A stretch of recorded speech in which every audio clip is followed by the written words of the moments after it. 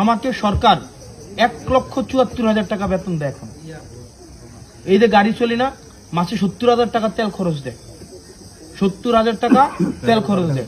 ঢাকায় একটা বাসা, বিশাল বড় বাসা, যে বাসাটা হচ্ছে এখান এত সুন্দর, এটা আপনি 2 লাখ টাকা দিয়ে এটা ভাড়া নিতে পারবেন না। এটা বাসা, এটা অফিস। এরপর হচ্ছে আমার যে কাপড় ইস্তারি করার জন্য সরকার খরচ দেয়, রামদানের জন্য বাবুর্চির খরচ দেয়। এগুলা কার কারণে পাইছে বলেন? এগুলা এটা কি জনগণ সবাই চাইছেন বলে তো সম্ভব হয়েছে? সরকার এত সুযোগ সুবিধা দিতেছে, মাসে 1,74,000 টাকা বেতন, 1-2 টাকা না, 1,74,000 টাকা বেতন। ভাই তার মানে কি? এটা তো আমার চাকরি, মাসে 30 দিন ধরেন, এটা তো আমার চাকরি না আমার, অর্থাৎ সরকার, এটা তো আমার ডিউটি।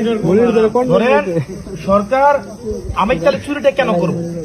আমার ধরেন আমার বিমা আছে, যারা এমপি আছে তাদের কিন্তু বিমাও আছে।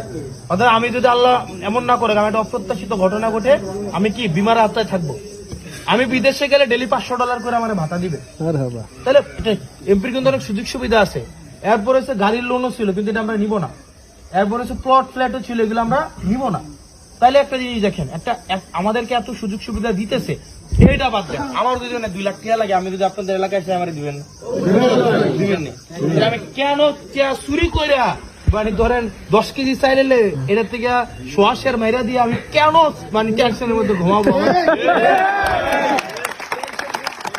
আমার কি টাকাটা পড়ছে? আমি তো বিশ্বাস করি, আমার যদি 10 লাখ টাকা লাগে, আমি যদি 10টা ইউনিয়নের 10টা লোকের কাছে কই, আমার 10 লাখ টাকা এমনি দিবে না? তাহলে আমি কি টাকাটা লাগছে যে আমি চাল চুরি করে এটা খাই? এবং এটা একটা টেনশনের বিষয়, কোন সময় ধরা খায় নাই,